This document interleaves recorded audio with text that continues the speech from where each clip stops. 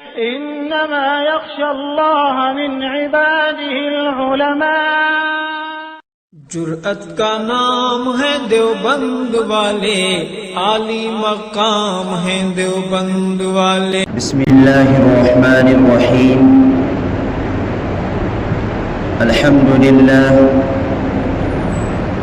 للہ نحمده ونستعینه ونستغفره ونؤمن به ونتوکل علیہ ونعوذ باللہ من شرور انفسنا ومن سیئات اعمالنا، من يهده الله فلا مضل له ومن يضلله فلا هادي له، ونشهد أن لا إله إلا الله وحده لا شريك له، ونشهد أن سيدنا وسندنا ونبينا ومولانا محمدا عبده ورسوله صلى الله عليه وعلى آله وأصحابه وأزواجه وذرياته وسلم تسليما كثيرا كثيرا، أما بعد، أعوذ بالله من الشيطان الرجيم، بسم الله الرحمن الرحيم،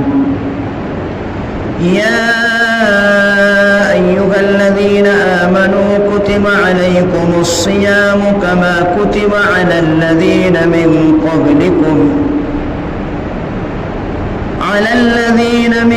قبلكم لعلكم تتقون، وقال تعالى شهر رمضان الذي أنزل فيه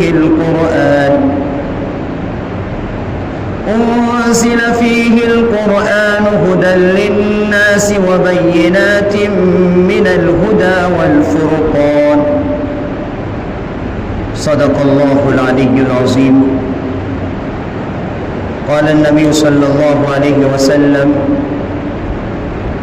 من صام رمضان إيمانا واحتسابا غفر له ما تقدم من ذنبه۔ قال النبي صلى الله عليه وسلم بني الإسلام على خمس، شهادة أن لا إله إلا الله وأن محمدا عبده ورسوله وإقام الصلاة وإيتاء الزكاة والحج وصوم رمضان۔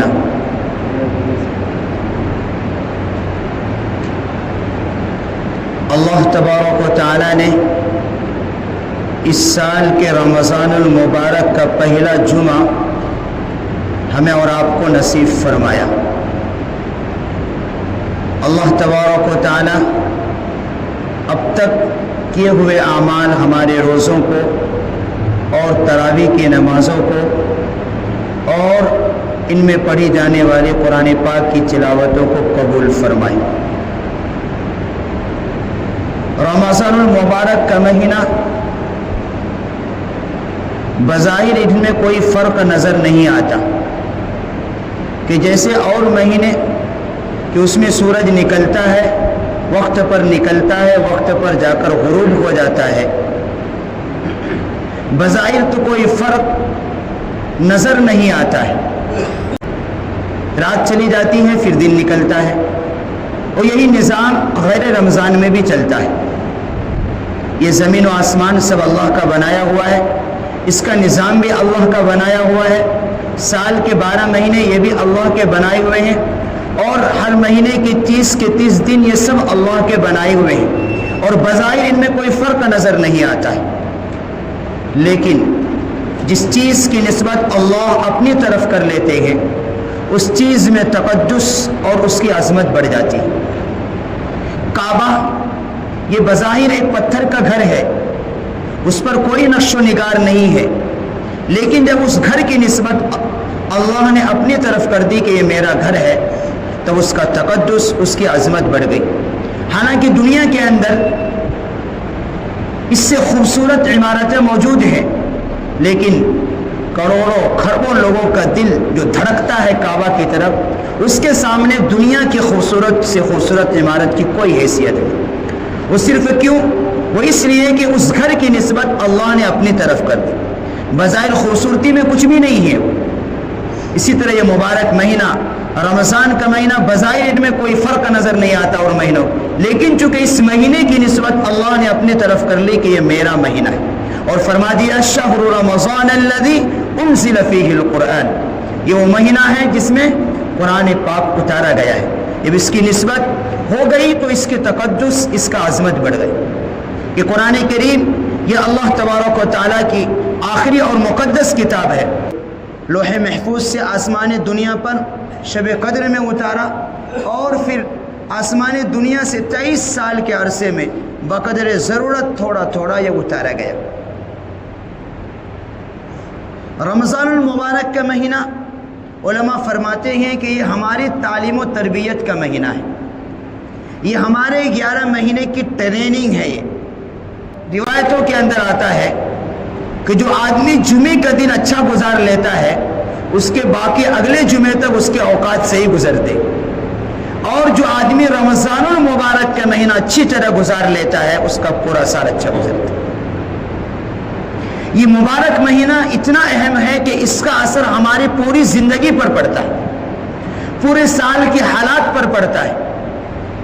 شب برات گزری کہ اس رات کے اندر پورا ایک ڈاٹا تیار کیا جاتا ہے اور تیار کر کے فرشتوں کے حوالے کر دیے جاتے ہیں، اور پھر اس مبارک مہینے میں کی رات میں جو شب قدر کی رات آئے گی اس پر مہر لگا دی جاتی ہے،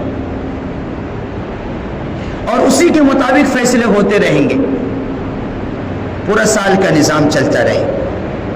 تو اس مبارک مہینے کا اثر ہمارے پورے سال پر پڑنے والا ہے، دن و رات پر پڑنے والا ہے، ہماری زندگی کے اتاؤ اور چڑھاؤ پر پڑنے والا ہے، یہاں تک کہ ہماری عزت اور ذلت پر پڑنے والا ہے، ہماری روزی پر پڑنے والا ہے، ہماری پریشانیوں پر پڑنے والا ہے، اور ہماری دنیا اور آخرت کی کامیابیوں پر بھی پڑنے والا ہے۔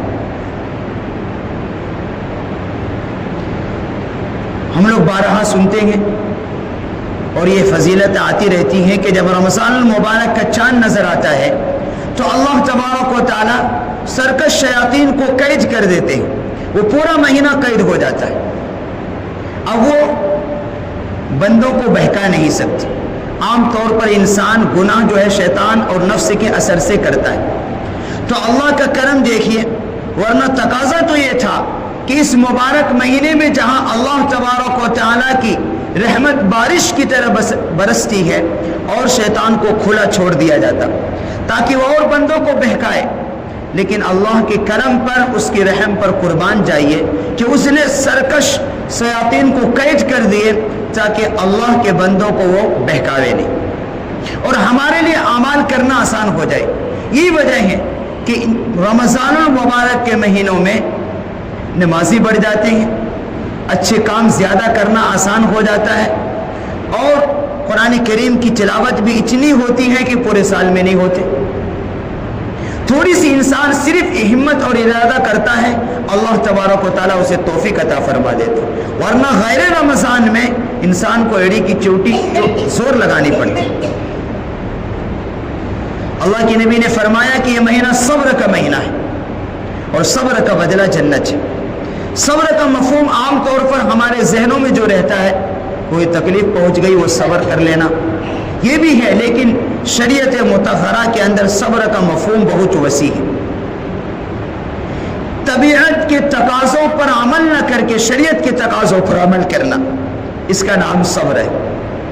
اب نماز کا وقت ہو رہا ہے لیکن طبیعت میں سستی پیدا ہو رہی، جائیں گے بعد میں دیکھیں گے، اب اس سستی پر عمل نہ کر کے بلکہ شریعت کے تقاضوں پر عمل کرنا، اس کا نام صبر ہے۔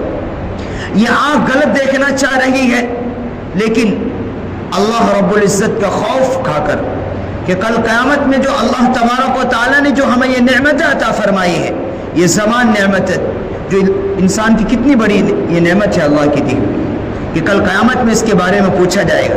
یاسین کے اندر ہے الیوم نختم علی افواہہم وتکلمنا ایدیہم وتشہد ارجلہم بما کانوا یکسبون، کہ کل قیامت میں منہ پر مہر لگا دیا جائے گا۔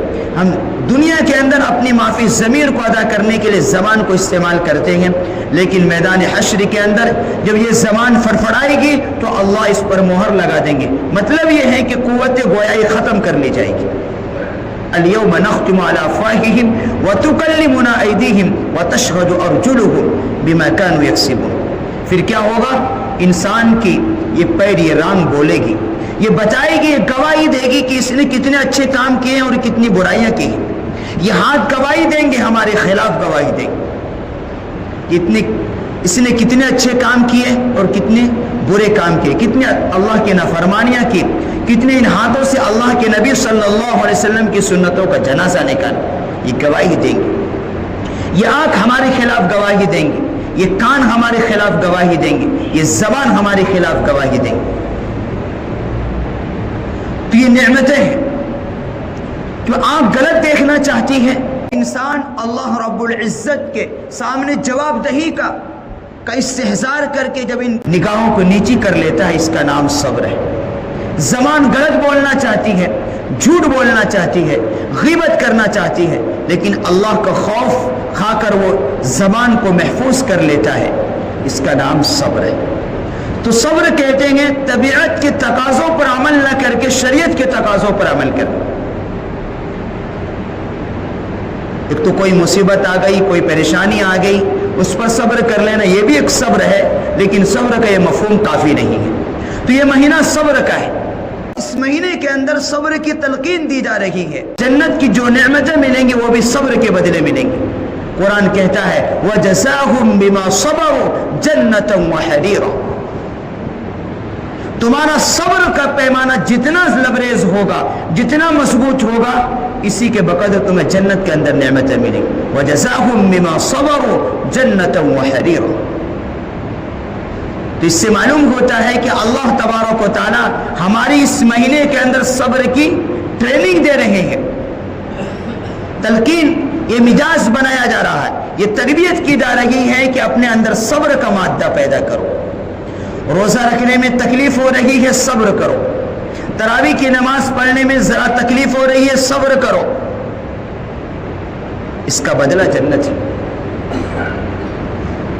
اور جو لوگ ان نعمتوں کو، اللہ کی نعمتوں کو استعمال کر کے اس کے شکر ادا نہیں کریں گے تو پھر اس کی سزا بھی بڑی سخت ہے. لَإِن شَكَرْتُمْ لَأَزِيدَنَّكُمْ وَلَإِن كَفَرْتُمْ إِنَّ عَذَابِي لَشَدِيدٌ. جب انسان شکر گزاری کرتا ہے، اللہ کا احسان مانتا ہے، تو پھر نعمتوں میں اضافہ ہوتا ہے.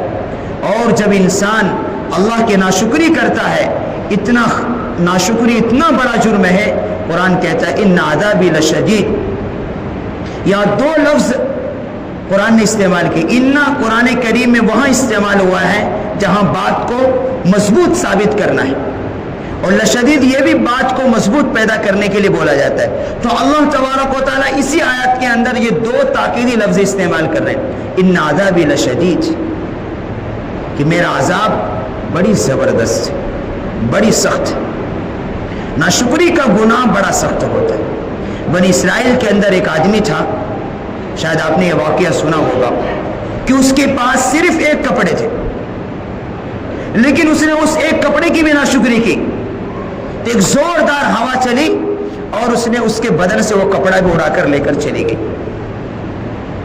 یہ ناشکری کا گناہ بڑا سخت ہوتا ہے. تو انسان صبر اور شکر کا مادہ اپنے اندر پیدا کرے. تو یہ مہینہ جہاں ہمیں اس بات کی تعلیم دیتا ہے کہ بندو، اے غافل بندو، آخرت کی فکر کرو. تم نے 11 مہینے دنیا کے پیچھے پڑھ کر اپنی آخرت کو برباد کر دیا، بس کرو. اے خیر کے کرنے والے جلدی کر، اور برائی کرنے والے بس کر. یہ مہینہ گناہ کرنے والا کرنے کا نہیں ہے. جہاں ان مہینوں کے اندر، اس مبارک مہینے میں جہاں اعمال کا وزن بڑھ جاتا ہے، اعمال کے ثواب بڑھا کر دیا جاتا ہے، وہیں اس مبارک مہینے میں گناہ کرنے کا انجام بھی بڑا سخت ہے. گناہ تو غیر رمضان میں بھی غلط ہے، وہاں بھی سزائیں ملیں گی، لیکن اس مبارک مہینے میں گناہ کرنے کا سزا غیر رمضان سے بڑھ جاتا ہے. جیسے اس مبارک مہینے میں ایک فرض کا ثواب 70 فرضوں کے برابر ملے گا، ایک نفل کا ثواب فرضوں کے برابر ملے گا، اس مبارک مہینے میں گناہ کرنے کا عذاب اور اس کا خطرناک سزائیں ملتی ہیں. عام طور پر چونکہ اللہ کریم ہے، گناہوں پر جلدی پکڑ نہیں کرتے، وہ مہلت دے دیتے. یہ اللہ کی عادت یہی ہے. جس طریقے سے مکہ مکرمہ کے اندر مسجد حرام میں ایک نماز کا ثواب جہاں لاکھوں کے برابر ہے، تو وہاں گناہ کرنے کا سزا بھی زیادہ ہے۔ تو یہ اللہ کا عادت ہے، یہ دستور ہے یہ کہ جہاں اعمال کا ثواب بڑھ جاتا ہے وہاں گناہ کی سزائیں بھی بڑھ جاتی ہیں۔ تو وہ لوگ ڈرنا چاہیے کہ کہیں اللہ کا عذاب نہ آ جائے۔ تو جو لوگ اس مبارک مہینے کی ناقدری کر رہے ہیں، جو اس مبارک مہینے کی بے حرمتی کر رہے ہیں، ان کو اس بات سے ڈرنا چاہیے کہیں اللہ کے عذاب میں ہم گرفتار نہ ہو جائیں۔ اللہ کا غضب بھی نازل ہوتا ہے، جہاں اللہ کی رحمتیں برستی ہیں، جب اس رحمت کی قدر نہیں کی جاتی ہے تو پھر اللہ کا کوڑا بھی چلتا ہے۔ یہ مبارک مہینہ ہمیں آخرت بنانے کے ایک بہترین موقع ہے کہ انسان اس مبارک مہینے میں جتنا اعمال کر سکتا ہے وہ پورے سال میں نہیں کر سکتا۔ صرف اس مبارک مہینے کی وہ قدر کر لے، اس کا اعمال کا وزن اور اس کے اعمال کا ثواب اتنا بڑھ جائے گا، اتنا بڑھ جائے گا کہ اس ثواب کو حاصل وہ پورا سال عبادت کر کے نہیں کر سکتا۔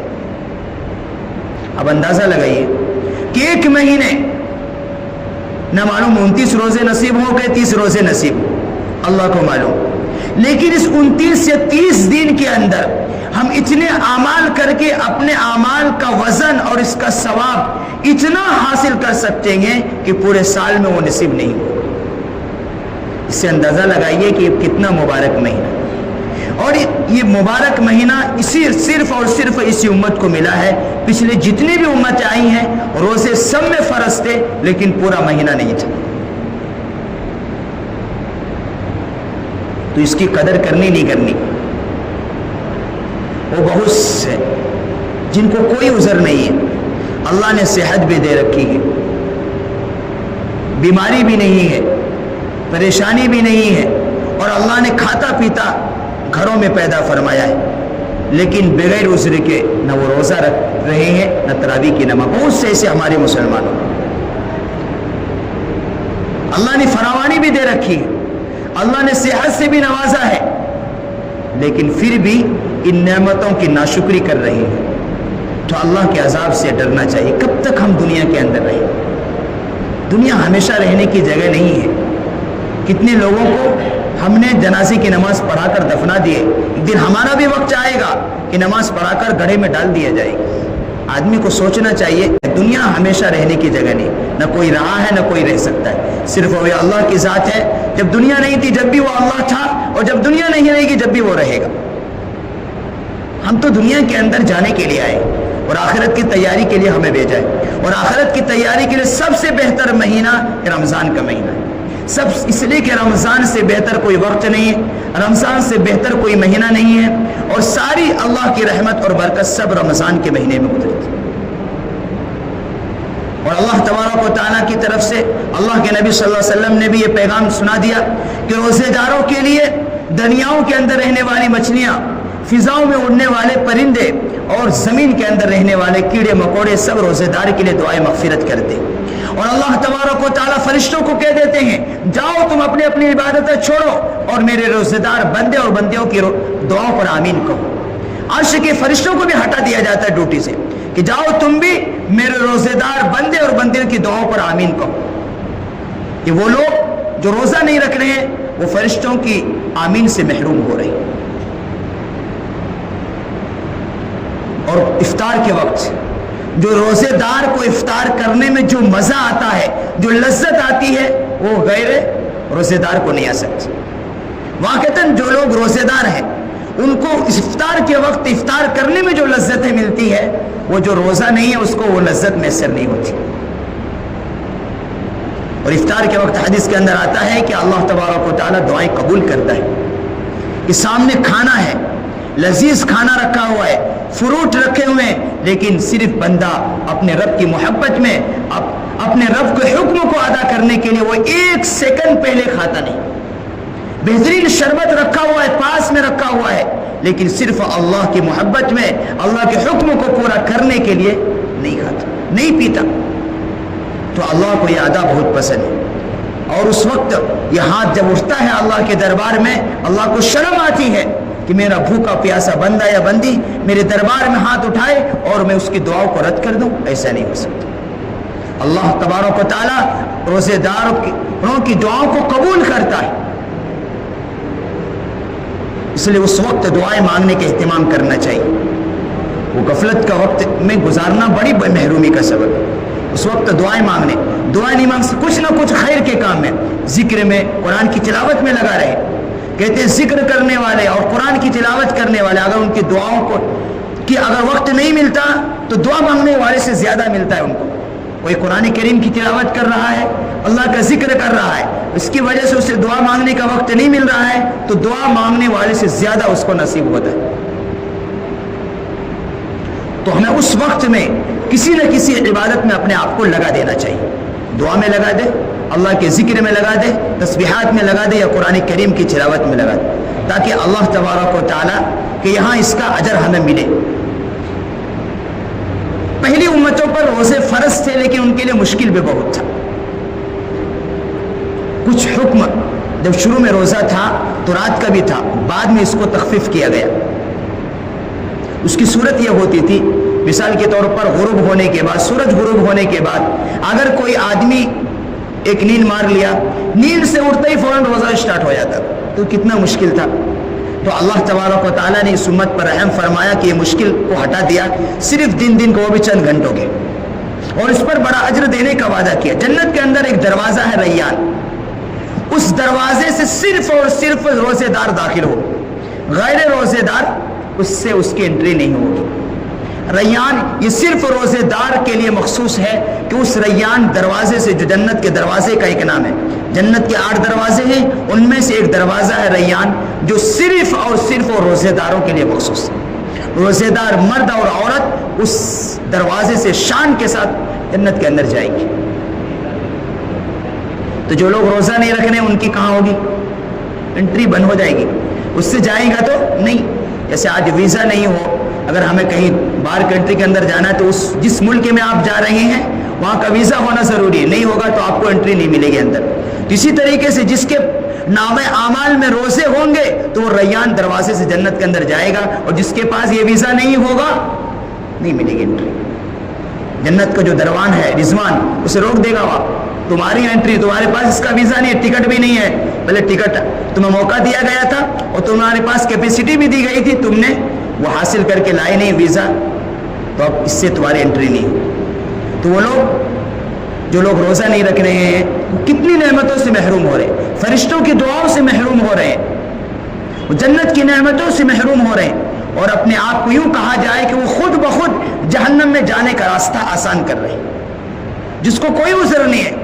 لیکن شریعت نے ایک سہولت دی ہے کہ کوئی بیمار ہے نہیں رکھ سکتا ہے، ان کے لیے اجازت ہے کہ جب صحت ملے پھر بعد میں رکھ لے۔ لیکن جس کے پاس کوئی عذر نہیں ہے، صحت بھی اللہ نے دے رکھی ہے اور فراوانی بھی ہے، پھر بھی نہیں رکھتے، تو ان کے لیے یہ سزائیں ہیں کہ وہ جنت کی نعمتوں سے محروم ہو رہے ہیں اور وہ خود بخود بیچارہ اپنے آپ کے لیے جہنم کے جانے کا راستہ آسان کر رہا ہے۔ تھوڑی سی بھوک اور تھوڑی سی پیاس برداشت نہیں کر سکتے۔ اب دنیا کے اندر جب یہ حالات ہیں ہماری، جب میدان حشر کے اندر کیا ہوگا؟ جب ایک نیزے پر سورج آ جائے گا اور جب انسانوں کی کھوپڑیاں، جب ہانڈی میں پانی گرم ہوتا ہے تو کیسے ابال میں آتا ہے، اس طرح ابل رہی ہوں گی، اتنی گرمی ہوگی، اتنی تپش ہوگی، اس وقت کی بھوک اور پیاس کیسے برداشت ہوگی؟ آج چند گھنٹوں کی بھوک پیاس کو برداشت نہیں کر رہے ہیں، اور جس دن عالم کیا ہوگا؟ قرآن کیا نقشہ قصہ ہے، یوم یفر المرء من اخیہ وامہ وابیہ وصاحبتہ وبنیہ، کہ انسان سب کو پہچانے گا لیکن کسی کی ہمت نہیں ہوگی بات کرنے کی۔ مرد دیکھ کر بھاگے گا، بیوی شوہر کو دیکھ کر بھاگے گی، شوہر بیوی کو دیکھ کر بھاگے گا، باپ بیٹے کو دیکھ کر بھاگے گا، بیٹا باپ کو دیکھ کر بھاگے گا، دوست دوستوں کو دیکھ کر بھاگے گا۔ یوم یفر المرء من اخیہ وامہ وابیہ، جب یہ منظر ہوگا اور سورج آج ہزاروں کلومیٹر دور سے اتنی گرمی پھینکتا ہے تو کہتا ہے کہ گرمی لگ رہی ہے، اس کی پیاس کہاں سے برداشت ہوگی؟ میدان حشر میں کیسے اس پیاس کو، اس گرمی کو برداشت کرو گے؟ لیکن جو مرد یا عورت دنیا کے اندر روزہ رکھیں گے اور وہ بھوک اور پیاس کو برداشت کریں گے، اللہ تبارک و تعالیٰ میدان حشر کے اندر اسے اس تپش سے بچائے گا، اور ایسا حوض کوثر سے اسے پانی نصیب ہوگا، جب تک حساب و کتاب چلتا رہے گا اسے پیاس نہیں لگے گی۔ یہ کوئی معمولی اجر ہے کہ آج اس بھوک اور پیاس کو برداشت کر کے میدان حشر کے اندر اللہ ہمیں پیاسا نہیں رکھے گا, اللہ ہمیں بھوک میں تڑپائے گا نہیں. یہ صرف اور صرف روزے داروں کو نعمت ملے گی. جو لوگ روزہ نہیں رکھ رہے ہیں وہ تو تڑپتے رہیں گے, وہ پیاس کو ترسیں گے لیکن ملے گا نہیں انہیں, اس لیے کہ انہوں نے دنیا کے اندر بھوک اور پیاس کو اللہ کے لیے برداشت نہیں کیا. تو یہ روزے کی عبادت کو معمولی عبادت مت سمجھو, یہ اسلام کے 5 بنیادی ارکان میں سے ایک اہم رکن ہے. اور روزے دار روزہ یہ انسانوں کی شہوت توڑنے میں بڑی کارآمد, انسانوں کی نفسانی خواہشات کو توڑ کر رکھ دیتی ہے. یہ جو نفس ہے ہمارا سب سے بڑا دشمن ہے. جب انسان روزے دار ہوتا ہے اس کی قوت کمزور ہو جاتی ہے اور پھر اعمال کرنا آسان ہو جاتا ہے. یہ روزہ ہمارے لیے جہاں آخرت میں اجر کا بہت بڑا سبب ہے, وہاں جسم کے لیے بھی فائدہ مند ہے. ہماری نامہ اعمال کو جہاں یہ وزن کرائے گا, اس لیے کہ روزہ بھی کل قیامت کے دن سفارش ہوگا. روزہ خود اللہ تبارک و تعالیٰ اس سے گویائی عطا فرمائیں گے, اس لیے کہ ہر چیز کو گویائی عطا کرنے والا اللہ کی ذات ہے. تو روزے کو بھی گویائی عطا کی جائے گی اور یہ روزے دار کے لیے سفارش کریں گے کہ اللہ اس نے میرے لیے صرف اس نے بھوک اور پیاس کو برداشت کیا ہے, اس کی سفارش کی جائے گی اور اللہ تبارک و تعالیٰ روزے کی سفارش کو قبول کریں گے اور پھر روزے دار مرد اور عورت کو جنت کے اندر داخلہ ملے گا اور شان کے ساتھ ملے گا. زوردار استقبال ہوگا ان پر, ہزاروں کے حوریں اس کا استقبال کریں گی. یہ سب روزے دار کے لیے. جو لوگ روزہ نہیں رکھ رہے ہیں, اس مبارک مہینے کی بے حرمتی کر رہے ہیں, ان کو اللہ کے عذاب سے ڈرنا چاہیے اور اللہ تبارک و تعالیٰ کی نعمتوں کو یاد کرنا چاہیے کہ اللہ تبارک و تعالیٰ نے پوری زندگی نہیں دیا, صرف پورے سال میں 1 مہینہ, وہ بھی چند گھنٹوں کی بھوک اور پیاس کو برداشت کرنے کا حکم دیا اور پھر اس پر بہت بڑا اجر دینے کا وعدہ فرمایا کہ فرشتوں کو ڈیوٹی لگا دی. جو فرشتے نوری مخلوق ہے ان کی ڈیوٹی لگا دی روزے دار کی دعاؤں پر آمین کہنے کی, اور پورا مہینہ اللہ کی رحمتیں برستی رہتی ہیں. تو ہمیں اس سے فائدہ اٹھانا چاہیے اور اس مبارک مہینے کی ناقدری سے ہمیں بچنا چاہیے. اس کا ایک ایک سیکنڈ, اس کا ایک ایک منٹ, ایک ایک دن اور رات بڑی قیمتی ہے. نکل جائے گا پھر ہاں اگلا رمضان کون جانتا ہے ہمارے مقدر میں ہے کہ نہیں. جو ملا ہے اس کی ہی ہمیں قدر کر لینی ہے. اس مہینے کا اثر پورا سال پر پڑنے والا ہے, ہماری زندگی پر پڑنے والا ہے, اس لیے اس کو ضائع کرنا بہت بڑی محرومی ہے. وقت ختم ہونے جا رہا ہے, اس لیے جو وقت ابھی تو یہ پہلا عشرہ ہی چل رہا ہے. اس مبارک مہینے میں 3 عشرے ہوتے, رحمت کا عشرہ چل رہا ہے, پھر مغفرت کا عشرہ شروع ہوگا, پھر آگ سے عذاب سے خلاصے کا عشرہ شروع ہوگا. لیکن جو وقت گزر رہا ہے بڑا قیمتی حصہ ہمارا چلا جا رہا ہے. اب جو وقت بچا ہے ہمارے پاس اس کی ہمیں قدر کر لینی ہے. روزے بھی رکھنے ہیں اور تراویح کی نمازیں بھی پڑھنی ہیں, اور جو فرائض ہیں, واجب ہیں اور سنت ہیں, نوافل ہے, اس مبارک مہینے میں اس کو ادا کرنا. قرآن کریم کی تلاوت کے عادی بن جاؤ, قرآن کریم سے اپنا تعلق جوڑ لو. یہ مہینہ دلوں کا تعلق اللہ سے جوڑنے کا مہینہ ہے. اس مہینے میں اگر ہمارا تعلق اللہ سے نہیں جوڑا تو پورا سال نہیں جوڑ پاؤ گے. اگر اس مہینے میں اس دل کا تعلق اللہ سے مضبوط نہیں ہوا تو پورا سال مشکل ہے. اس مہینے میں جتنا آسان ہے اپنے رب کو, اپنے روٹے ہوئے رب کو منانا, اتنا غیر رمضان میں بہت مشکل ہے. اس مبارک مہینے میں تو اللہ اعلان خود کر رہا ہے, اللہ کے فرشتے روزانہ اعلان کر رہے ہیں, اللہ خود اپنے بندوں کی طرف متوجہ ہے. تو اس مبارک مہینے میں اللہ کو راضی کرنا جتنا آسان ہے وہ اتنا غیر رمضان میں نہیں. غیر رمضان میں بہت پاپڑ بیلنے پڑتے ہیں. تو اپنے روٹے ہوئے رب کو منانا, اپنے رب کو راضی کرنے کا رمضان سے بہتر کوئی موقع نہیں. رمضان سے بہتر کوئی دن اور رات نہیں ہو سکتی. اس لیے ہم نے تو گناہ کر کر کے اپنے رب کو ناراض کر دیا ہے، لیکن پھر بھی اللہ نے ہمیں موقع دیا ہے تو ہم اس مبارک مہینے کی قدر کر کے، اس میں روزہ رکھ کر، اللہ کی عبادتیں کر کے، تراویح کی نمازیں پڑھ کے، قرآن کریم کی تلاوت کر کے، تسبیحات کی پابندی کر کے، رات کی تنہائیوں میں اٹھ کر 2 رکعت جتنی توفیق اللہ ملے اس کر کے، اور ہم اللہ تبارک و تعالیٰ کو منائیں۔ اللہ خود بندوں کا انتظار کر رہا ہے، ہماری دیری ہے کہ ہم بھی اللہ تبارک و تعالیٰ کی طرف متوجہ ہو جائیں۔